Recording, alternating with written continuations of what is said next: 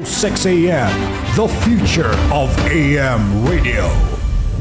Bringing you the news that matters, the information you need, and the entertainment you love.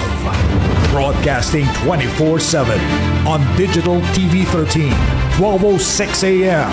and streaming live on all your favorite social media platforms. Stay connected, stay informed.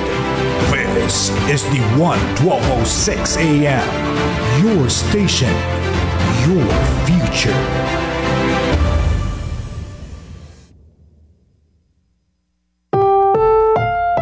Ang susunod na programa ay rated PG. Patnubay at gabay ng magulang ay kailangan sa mga batang manonood. Kapwa ko, sagot ko with Naomi Tiburcio and Justine Punsalang. Magandang umaga, Pilipinas! Narito na po ang programang kaagapay ninyo pagdating sa serbisyo publiko. Ako po si Justine Punsalang. At ako naman po si Naomi Tiburcio, tumutok lang sa isang oras sa talakayan kaugnay sa kalusugan, serbisyo ng pamahalaan at pagtugon sa inyong pangangailangan. Ito po ang kapwa ko, sagot ko dito lang sa D1 12:06 AM. Happy Valentine's Day at Happy Friday sa ating Friday lahat. and payday. Lahat na. Lahat na ng mangyayari ngayong Biyernes.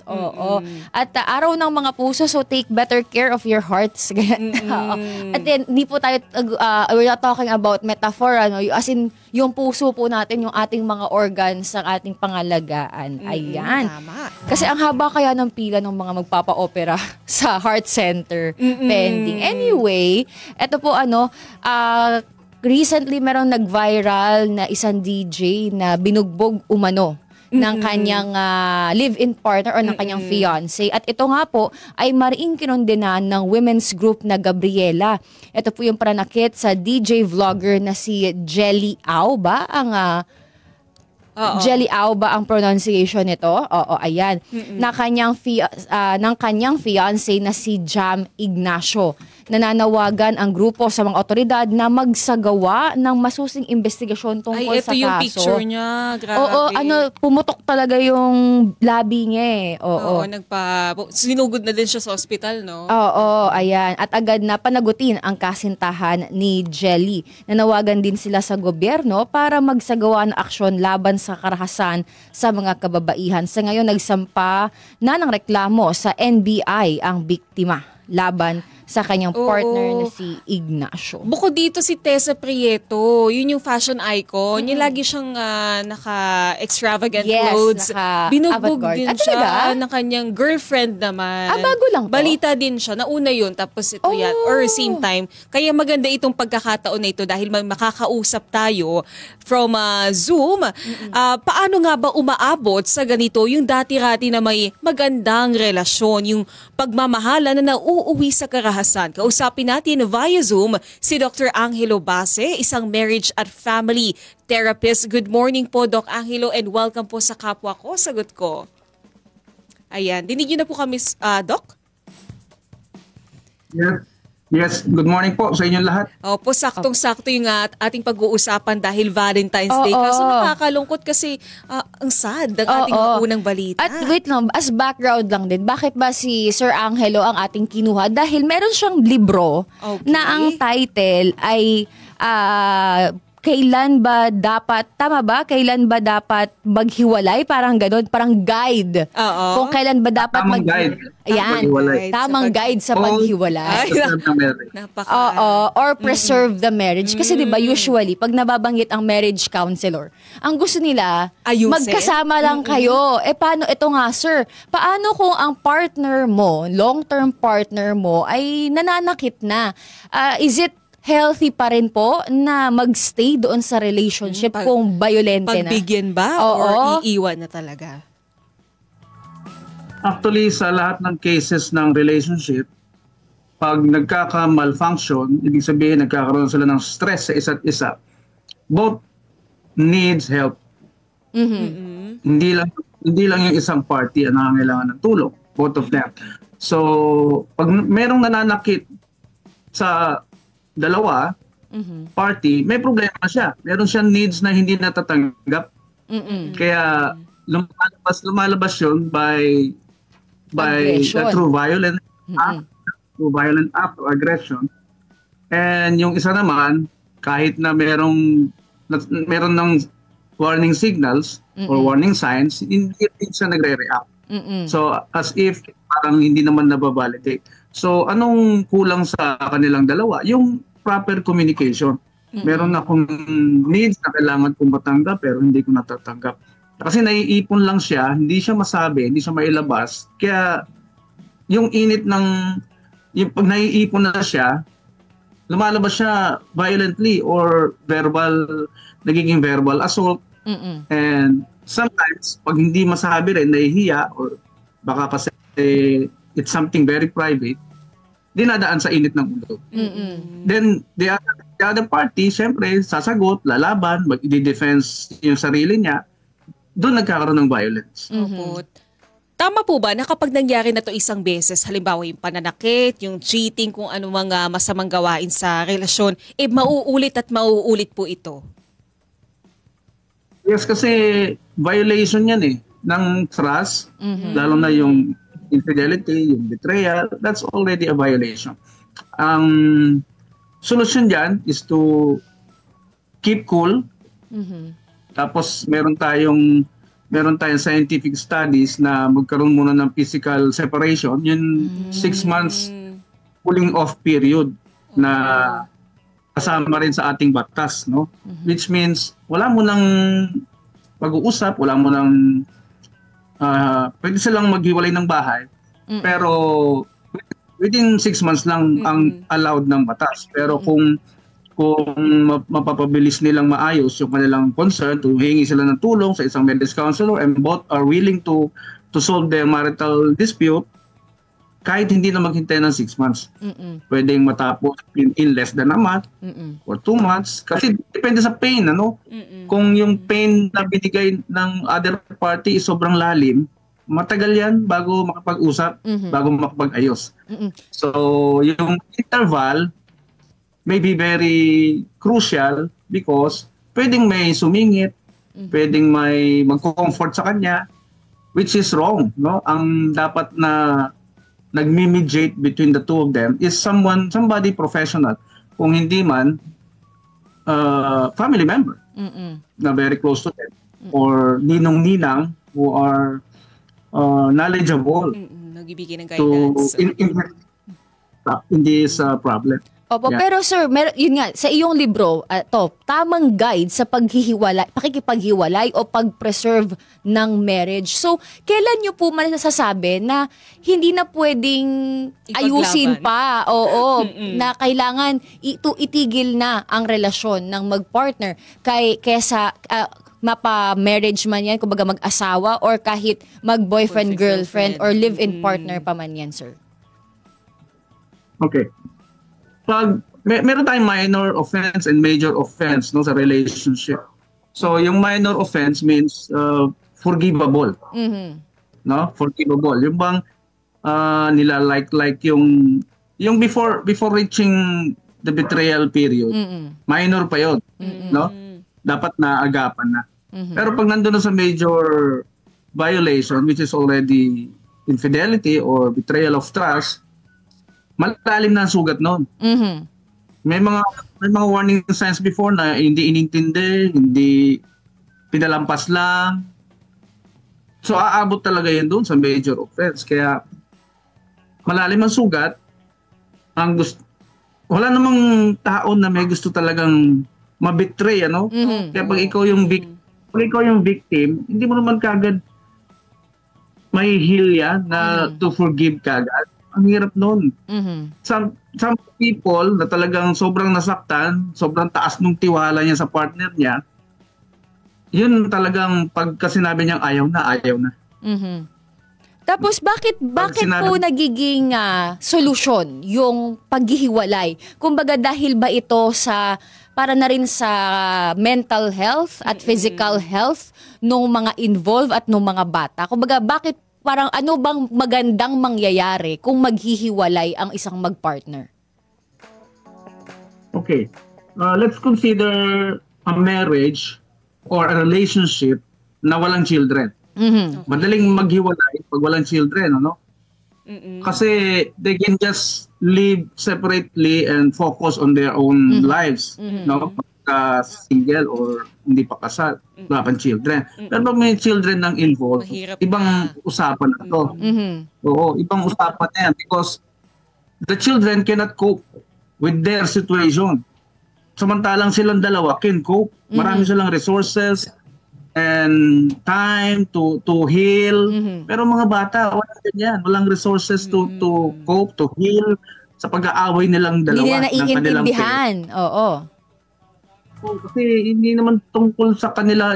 Maraming mag-asawa at nag-aasawa, ang ginagawang tungkol sa kanila yung marriage. Pag nag-asawa tayo, kasalman o hindi, tapos may mga involved children na, hindi na tungkol sa atin yung marriage. Kasi ang habol lang naman talaga nitong mga to ay mahalin din sila.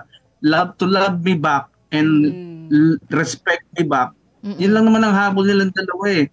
Kaya lang, may mga anak na wala na dapat yung ganong usapin. Kaya nga, kinukumpleto muna talaga dapat yung pagmamahal sa sarili bago pumasok sa relationship. Ganda yan. Diba? Kaya, ang nag-aasawa talaga ay dapat 100% full charge. Parang cellphone. Okay? At kumbaga, ang priority mo kapag may anak na kayo ay yung mga anak, no? Yung well-being ng mga bata, hindi ikaw as a person. Kumbaga, secondary ka na lang. Tsaka hindi ka aasa sa partner mo para punan yung mga pangangailangan. I mean, yung mga hinahanap mo sa sarili mo. Kasi magkukulang, kumbaga hahanap-hanapin mo pa rin yung pagkukulang mo on yourself. Tapos na ang ang part mo as a single. You have all the time in the world to take care of yourself, to love yourself before entering marriage, before entering into relationship. Malinaw yan sa Article 1 ng ating marriage definition sa family code. Pinaka first paragraph doon sa ating family code, ang sabi, marriage is a special contract. Special because yung ordinary contract, you can impose your terms and conditions. Samantalang sa special contract, hindi na pwedeng ipasok yung ating mga terms and conditions na pag nag-asawa ka ng maldita, kaya magtiis ka. Bawal na po yun. Hindi na dinadala sa marriage ang pagiging maldita.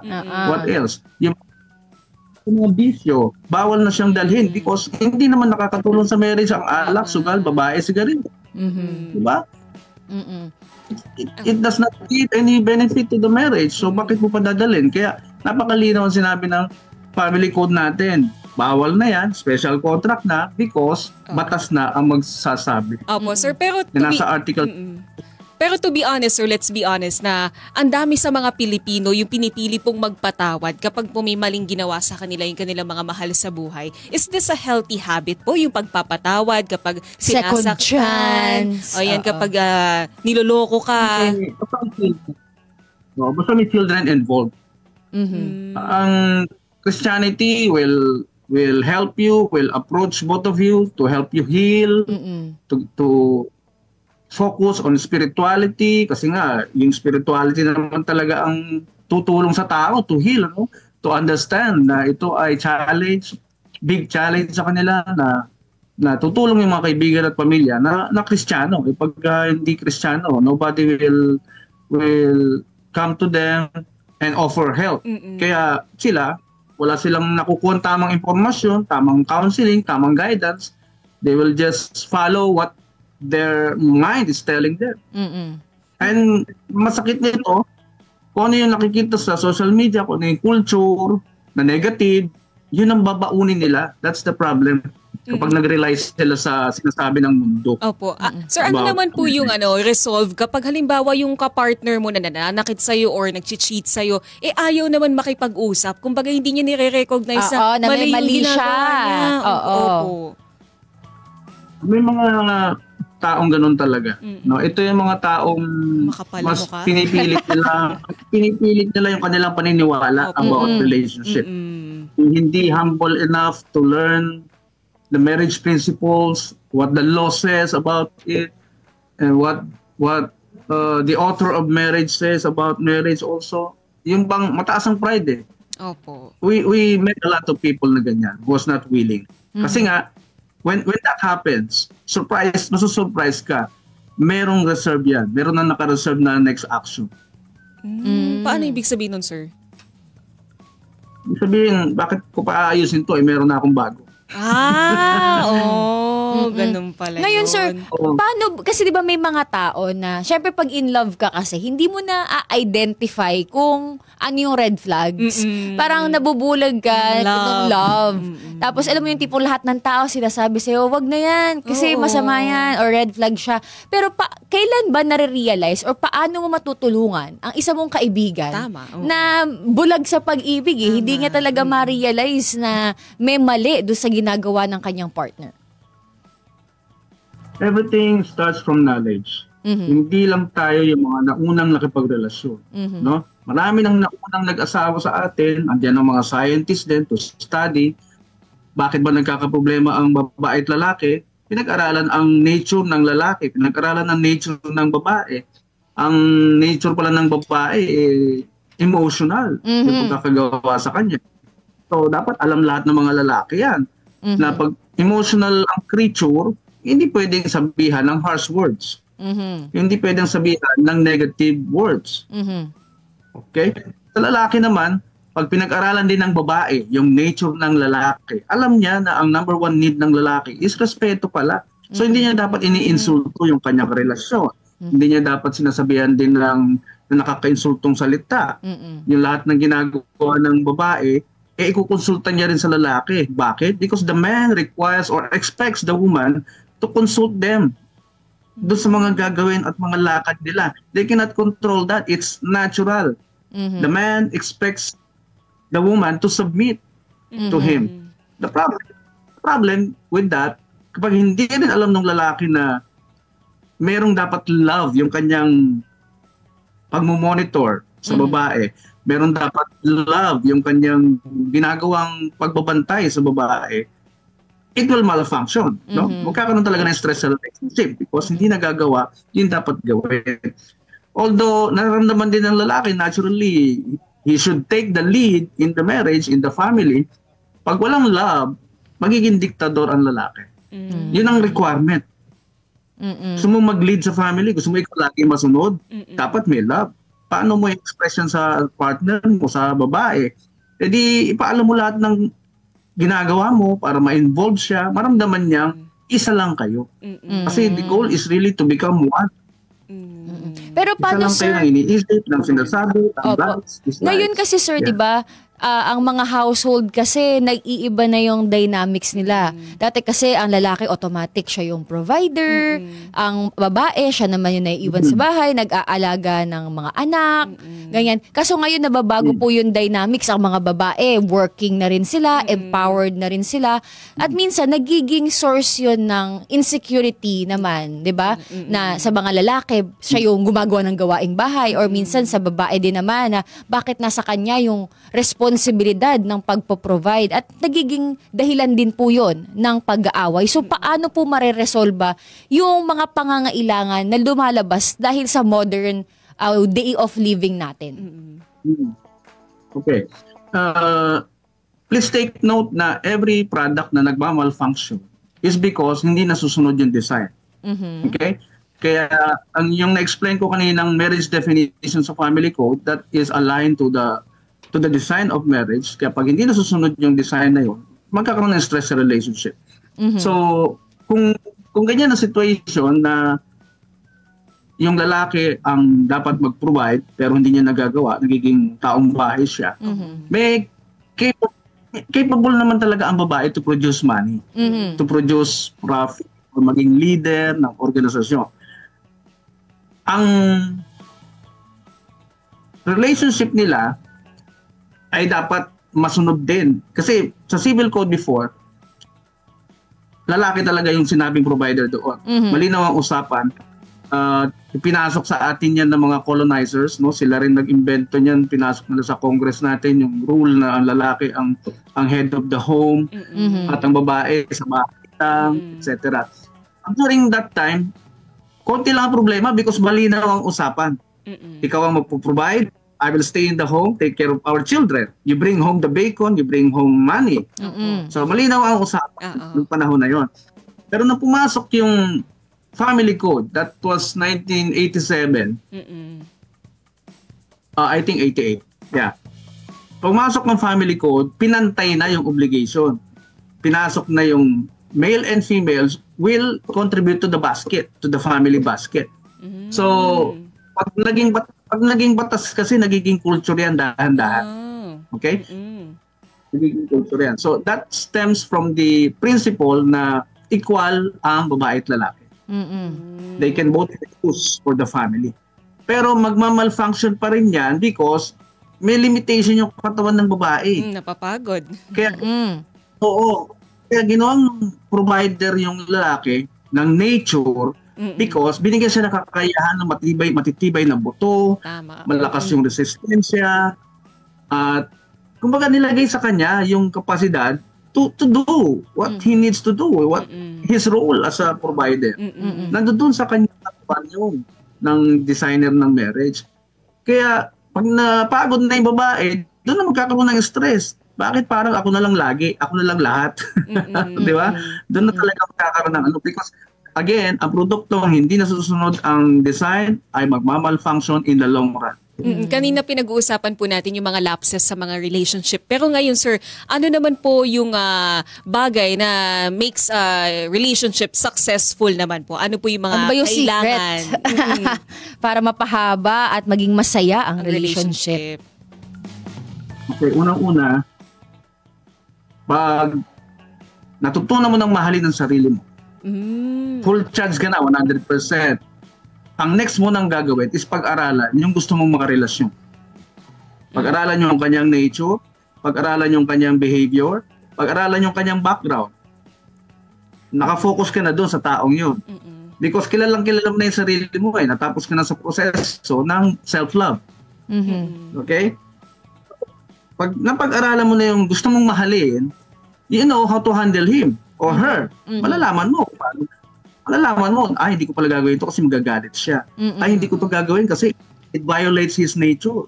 Hindi ko ito dapat sabihin because it violates him. Kilala ko siya from head to toe So yun ang pagkukulit ng mga pumapasok sa relationship.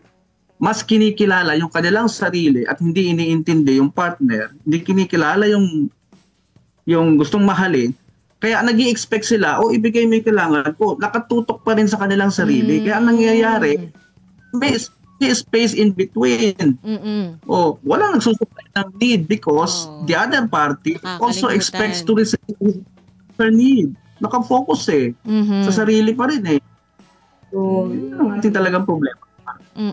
Sir, ignorance. Ignorance. Sir, ako last siguro from my part, kasi ngayon, ang sinasabi nila, mas maganda daw na ang mga magbo-boyfriend nagli-live-in bago magpakasal kesa yung mag-boyfriend diretso kasal. Kasi daw, pag mag-boyfriend kayo, ano pa kayo, may pretensions pa kayo, yung tipong hindi ka gagawa ng nakakahiya kasi nagpapa-good shot ka pa. Pero kasi kapag magka-live-in na daw kayo, wala nang hiya-hiya. Kumbaga, paano ka as a person talaga, paano yung naturalesa mo lalabas. Kayo, sir, would you recommend also na kung may plano, subukan munang mag-live-in kaysa ituloy nyo agad ng kasal tapos magsisisi ka? Pag nakinasal na kayo, yung ma-realize, di pala kami match sa isa't isa. Yung bed habits niya pala, hindi ko gusto. Mga ganyan.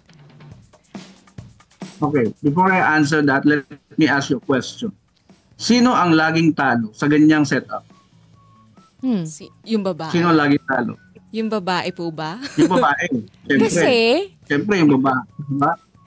Naanakan, inanakan ng lima. Yes. Sila lalaki, anong bit-bit? Wala. Wala siya doon sa relationship. Wala. Pwede siyang makakita ulit ng bago. Without any baggage na visible. No? Kaya hindi namin pinapayo yan, yung ganyang practice because laging talo ang babae. Laging talo. Ginamit lang, no? Let me use the word ginamit lang. Sa pangangailangan ng lalaki. Ayan. Okay, sige po. Sir Angelo, ano na lang po, pahuli na lang po. Message at paano po kayo makokontak ng ating mga taga-subaybay? Baka po kailanganin nila ang inyong serbisyo. Yes, sir. Yes, ang number ko po ay 0918-4356-873. Meron din po akong Facebook page, yung Dr. Angelo Ibase, Marriage and Family Therapist. I-like nyo lang po, masusundan nyo yung aking mga posts most of the time tungkol sa relationship. At meron din tayong mga seminar or webinar minsan na ginagawa na nalulungkot lang ako minsan, hindi sila interesado, no? Nagiging interesado lang pag nasira na yung buhay. Ay. Doon lang naghahanap. Pero the best action that we can take is to get knowledge first sa mga bagay na hindi tayo familiar, hindi natin alam. Bago natin ipaspasukin ang relationship na yan, get the good knowledge first about relationship. Dahil pinag-aralan na ito centuries ago. That even until now, yung mga writers ng mga relationship books ay iisa lang din na sinasabi. Pare-parehong findings, iba-ibang explanation lang. Okay, maraming salamat po sa inyong panahon, Sir Angelo Base, isang marriage at family therapist. Good morning po. At happy Valentine's. Happy Valentine's po sa inyo. Happy Valentine's Day to all of you at sa lahat ng inyong tagapakinig. Salamat po sa pag-imbita. Thank you po. Salamat po sa uulitin din. Uulitin po. Alam mo kasi maganda yung usapan na ganyan. Kasi di ba may mga times, okay na si Sir Angelo, pwede na natin siyang tanggalin sa ating sa Zoom. Thank you so much po, sir. Oo. Kasi di ba, minsan kasi ginagawa, nag-marriage counseling ka kasi may problema. Pero hindi mo kailangang magkaroon ng problema para sumangguni ka sa eksperto. At maganda yung sinasabi ni Sir na kilalanin mo muna yung partner mo. Kasi, tama yun, both ways yun, babae o lalaki. Pag alam mo kung ano yung nagtitrigger sa kanya, iiwasan mong gawin yun, di ba? Kasi yun yung way mo ng pagrespeto sa kanya dun sa mga boundaries niya, di ba? Tsaka may stigma pa din kasi kapag nagpa-counseling ka, kahit sa psychotherapy, di ba?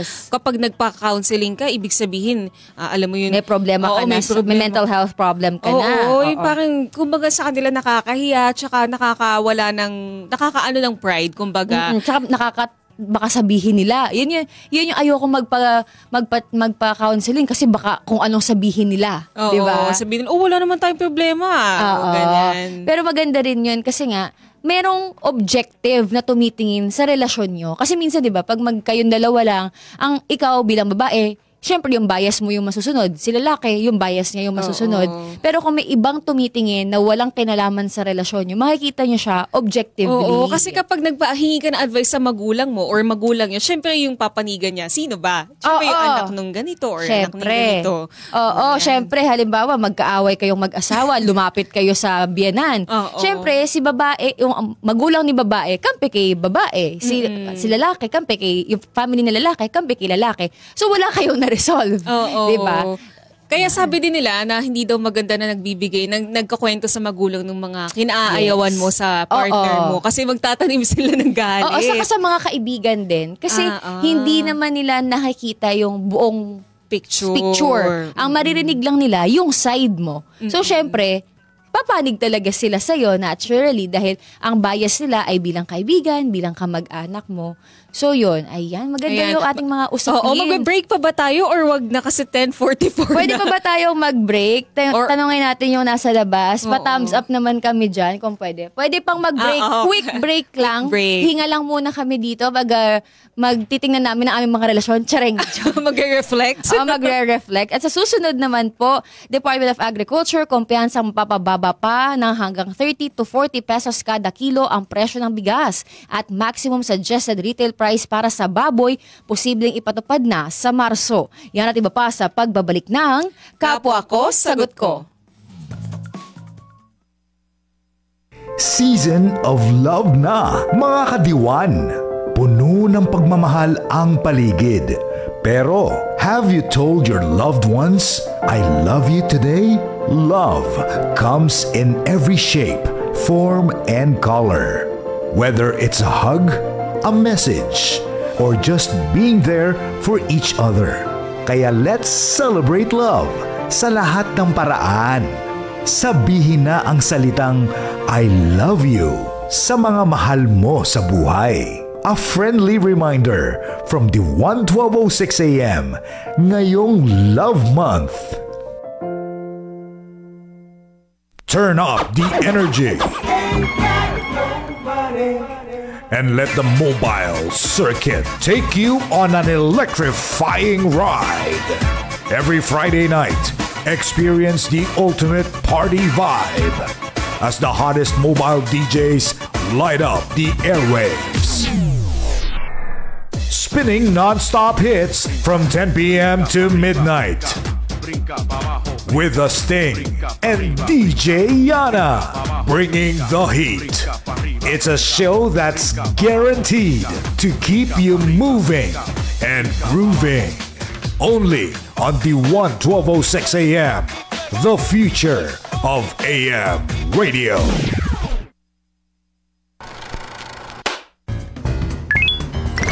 Are you stuck in your thoughts again? Join us every night as we dive into Gen Z dilemmas, life's awkward moments, and the occasional realizations. Catch Overthoughts with Sam and Joe, where overthinking has never been more fun or this chaotic. Mondays to Fridays, 8 to 9 p.m. before PCSO Lottery Draw. Only here on the 1:12:06 a.m. The future of AM radio. Simula ng bawat umaga ng may saya at halakhak na walang kapantay. Hatid ang mga trending at patok online. Hindi lang basta kwento, kundi puro kalog na kulitan at kasiyahan. Ang pinaka-inaabangang programa sa radyo ng Bagong Pilipinas. Kalogan! Kasama ang nag-iisang pangtanggal umay, Kaka, Mark Logan at DJ Gabby. Pakisaya araw-araw, Lunes hanggang Biyernes, alas 8 ng umaga. Live na live yan, dito sa radyo ng Bagong Pilipinas, the 1:12:06 a.m. The future of AM radio. Kalogan, Kalogan, Kalogan, Kalogan, Kalogan.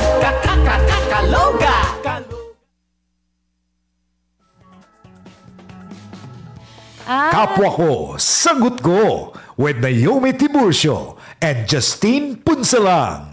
Ayan po, nagbabalik po ang kapwa ko, sagot ko dito pa rin sa Diwan 12:06 a.m. Konti na lang yung oras Oo, natin. konti na lang tayo. Pero sige, magsingit tayo ng ilan nating mga balita. Kumpiyansa si Agriculture Secretary Francisco Chu Laurel Jr. na mapapababa ang presyo ng bigas sa ilalim ng administrasyon ni Pangulong Ferdinand R. Marcos Jr. Ayon sa kalihim, posible pa rin na makamit ng bansa ang 30 to 40 pesos per kilo na presyo ng bigas. Ito ay sa harap pa rin ng patuloy na pagbaba ng presyo nito sa pandaigdigang merkado at sa iba't ibang interventions na ipinatutupad ng pamahalaan. Kabilang na dito ang pagpapababa ng taripa sa imported rice, pagbebenta ng bigas ng NFA sa mga lokal na pamahalaan sa ilalim ng deklarasyon ng National Food Security at pagtatakda ng maximum suggested retail price at ang pagpapatupad ng Rice for All program at pagpapalawak pa ng mga kadiwa ng Pangulo kiosks. Plano ng Department of Agriculture na lagyan ng maximum suggested retail price sa mga imported na bigas sa oras na magpatupad ng panibagong labeling rules ayon kay Agriculture Secretary Francisco Chu Laurel Jr. Kapag lumabas na yung mga bagong patakaran ay agad na magpapatupad ng MSRP sa bawat klase ng iniaangkat na bigas. Patuloy na magsilisikap ng kagawaran na mapababa pa ang MSRP ng 5% ang broken imported rice na kasalukuyang nasa 55 pesos kada kilo. Sa February 15, ibababa pa sa 52 pesos ang MSRP habang pagsapit ng Marso ay balak pang isadsa dito sa 49 pesos. Posible namang maitakda na ng Department of Agriculture sa Marso ang maximum suggested retail price para sa karne ng baboy.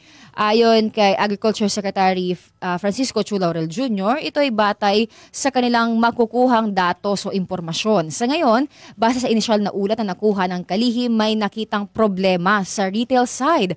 Ang ilan umanong tindero isinisisi naman sa value chain ang pagtaas ng presyo ng baboy. Kaya't iginiit ng kalihim na kailangan pang pag-aralang mabuti ang magiging hakbang dito ng pamahalaan para maging patas sa lahat ng sektor. Una nang iniginiit ni Chu Laurel na ang 400 pesos per kilo na baboy ay itinuturing na hindi makatarungan lalo't mababa ang farm gate price nito. Gusto mo mag-skip na tayo ng ilang mga balita? Pwede naman. Oo, para maihabol natin. Oo. Ayan, itong HIV na lang kasi mahalagang balita ito. 47 nga bagong kaso ng HIV yung naitala ng Department of Health kada araw noong huling quarter ng 2024. Ayon kay Health Assistant Secretary Albert Domingo, mula Oktubre hanggang Disyembre ng nakaraang taon, mas biktima ng HIV yung mga individual na edad 25 hanggang 34 years old. Tinatayang nasa mahigit 200,000 mga individual na rin yung merong HIV sa bansa sa loob ng 4 na dekada. Para kay Philippine National AIDS Council Executive Director Dr. Jojo Feliciano, malaking salik na pagtaas ng mga kaso ang social media dahil mas madali nang nakakakuha ng mga sexual partner dito sa kabila na rin po ng mga awareness ng campaign tungkol sa HIV. Ngayon po, another related sa araw ng mga puso, hindi naman lahat ay may special someone, yung iba naghahanap pa lang. Pero mag-ingat po tayo sa paghahanap ng pag-ibig dahil kasabay nito, laganap din ang tinatawag ng mga love scammers, romance scammers. Ito yung mga scammer na nagsiset up ng fake profiles sa social media accounts o dating apps. Kapag nakuha na nila ang tiwala mo, saka na sila manghihingi ng pera. Isa sa mga tips ng mga eksperto para hindi mabiktima ng mga ganitong uri ng scammers ay ang pagiging slightly paranoid. Kapag may nag-chat o nagpakilala sa inyo, i-search nyo muna sila sa lahat ng mga social media accounts para makita, kung totoo ba talagang nag-e-exist ang mga taong ito. Huwag din po tayong agad-agad magsesend ng private data o pera kapag hiningi nila ang mga informasyon na ito sa inyo. Mas mabuti po kung may kaibigan o kaanak kayong pagsasabihan tungkol sa interaction ninyo sa taong ito at saka humingi ng opinyon galing sa kanila. Lalo na sa yung mga dating apps. Hingan nyo ng social media account, parang hindi na realistic na walang taong may Facebook or Instagram. Kasi fine, wala kang Facebook kasi Gen Z ka, hindi mo na ginagamit yung mga pang matandang social media account. Pero for sure, may Instagram ka. Ayun. Mahirap na kasing walang online footprint na paano mo ma-verify. Mas bagong gawa pa yung Facebook. Minsan, walang mga post. Yun yung nakakatakot. O kaya may Instagram nga, pero naka-private naman. Ganyan. Kasi ako before, meron sa akin nag-chat na ang gusto niya doon lang kayo sa private chat ng Instagram. Yung nawawala, yung disappearing. Ganyan. So secret. Secret conversation. So mag-ingat po sa mga ganyan. Kasi pag na-scam kayo, hindi na mababalik po mahirap na ibalik. Oo, yan. Ito hindi naman related sa Valentine's Day. Ang Pilipinas po yung ika-10 bansa sa listahan ng most affected by extreme weather events sa nakalipas na 30 taon. Ayon yan sa ulat ng 2025 Climate Risk Index Report. Nakaranas ang bansa ng 372 extreme weather events mula 1993 hanggang 2022. Pinakamalupit dito yung bagyong Yolanda na tumama noong 2013 at nagdulot ng $13 billion na pinsala at naging sanhi ng pagkamatay ng 7,000 individual. Sumunod sa listahan ng CRI ng Dominica, China at Honduras, habang pang-apat ang Myanmar at pang-5 ang Italy. Kabilang din sa top 10 ng India, Greece at Spain. Ipinakita ng ulat na ang mga bansa sa Global South tulad ng Pilipinas ang pinaka-apektado ng mga matinding kalamidad. Binanggit din dito ang kahalagahan ng mabilis sa aksyon sa climate finance para maiwasan po yung matinding epekto ng pagbabago ng klima. Ayan, nako. Ang haba kasi naging talakayan natin with marriage counselor, pero don't worry, next week po ulit, bayan. 10:55 na po ng umaga. Maraming salamat po sa pagtutok ninyo sa amin. Sana ay marami kaming natulungan at marami kayong natutunan. Ako po si Justine Punsalang. Ako naman si Naomi Tiburcio. Kung may gusto kayong idulog na problema sa amin o nangangailangan kayo ng alalay pagdating sa serbisyo ng pamahalaan, bukas po yung aming mga linya sa inyo. Abangan po sa Lunes ang panibagong araw na serbisyo publiko dito sa Kapwa Ko Sagot Ko. Susunod na po ang Hardball kasama si Bill Velasco. Magandang umaga at Happy weekend. Valentine's! Happy Valentine's! Are you ready to get the latest sports updates, exclusive interviews, experience?